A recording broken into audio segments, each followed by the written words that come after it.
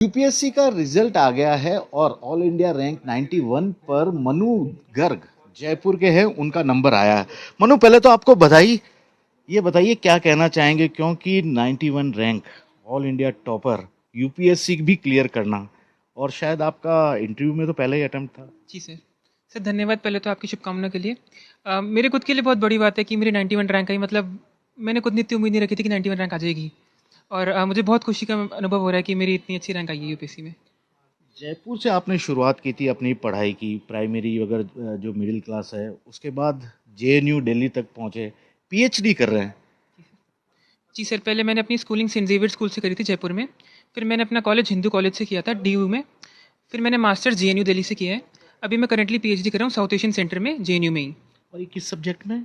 Sir अभी subject south Asia है मेरा। साउथ एशिया में इंटरनेशनल रिलेशन। जी सर, जी सर। एक बात बताइए, ऐसा कहते हैं कि यूपीएससी में अपने आप में पास हो जाना वो ही बहुत बड़ी बात होती है। कितनी मेहनत थी, कितने घंटे की पढ़ाई थी, और क्या क्या मुश्किलें आई है? जी सर। सर घंटों के हिसाब से मैंने पढ़ाई नहीं करी थी।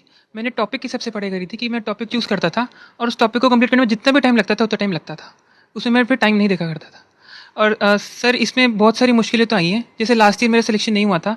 मैंने मेंस दिया था पर इंटरव्यू कॉल मेरी नहीं आई थी, तो तब मुझे थोड़ा डिसअपॉइंटमेंट फील हुआ था।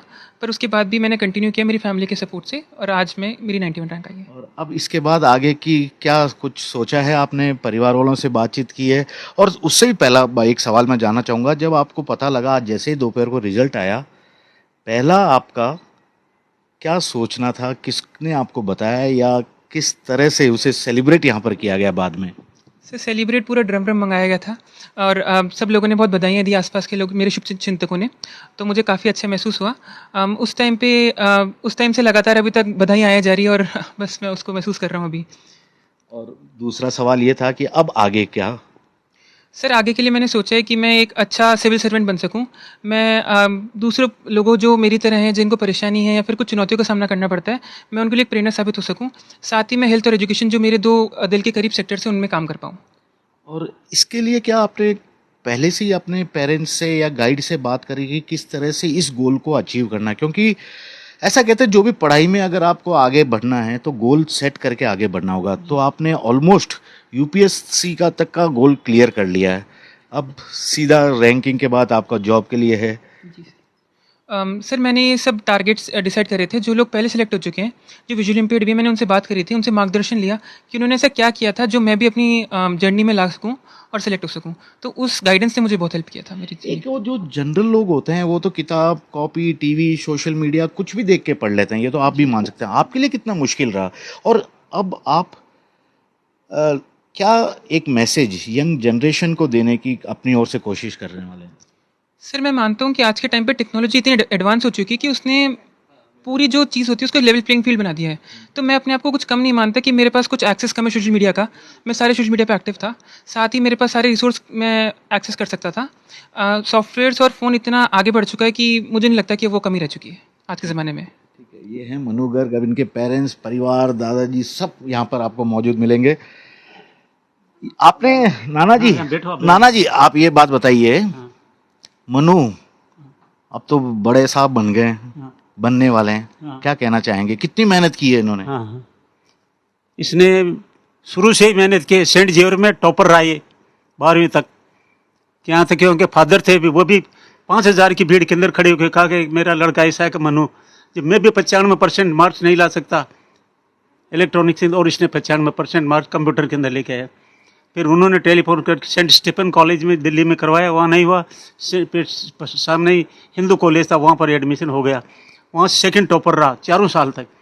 फिर क्या नाम से जवाहरलाल नेहरू यूनिवर्सिटी के अंदर, वहाँ पर भी नंबर आ गया इसका। हमने सोचा बच्चा तो क्या नाम से जीनियस तो है ही, आगे बढ़ाने में इसकी मदद करो। यूपीएससी के अंदर मेरा जब ये तीसरी क्लास में, पहले में था 30 साल की उम्र का था, जब से मैंने सोच लिया था कि इस बच्चे को मेरे को कलेक्टर बनाना है, कम से कम यूपीएससी के अंदर आईएएस बनाना है।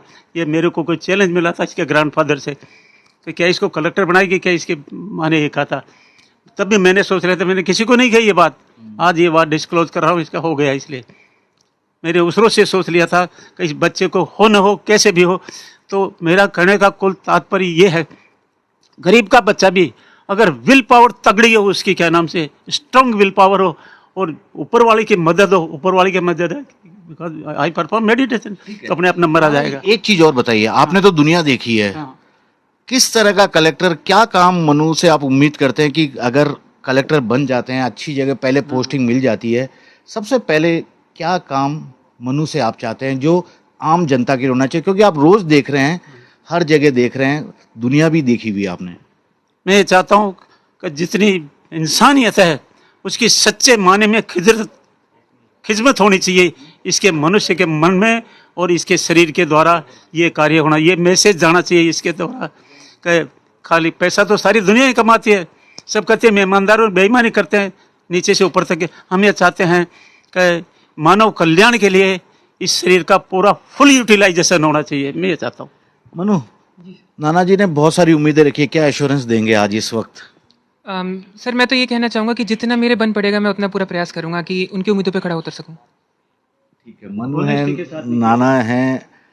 अब मैडम, इस लेवल पे आपकी आंखें भावुक हो रही हैं, आप तो एकदम, क्या कहना चाहेंगी खास तौर पे मनु के लिए, और मनु की मेहनत को आपने अब तक किस तरह से देखा है? क्योंकि चुनौतियां आपके सामने भी थी और उससे ज्यादा चुनौतियां मनु के पास भी थी इस लेवल तक आने में। मैंने ना चुनौती ही नहीं समझी, जब इतना सारा परिवार, इतना बड़ा परिवार साथ दे रहा है, तो मैं मन्नू को यही बोलती थी कि कुछ नहीं, ये स्ट्रगल तो बिल्कुल छोटा सा है। जब इतना बड़ा परिवार अपने साथ है तो अपन को करके दिखाना है। तू पढ़ अच्छे से, हम लोग सब तेरे साथ हैं, और जब तक तू आईसी नहीं बनेगा हम सब साथ रहेंगे तेरे। वो आज हो गया ये।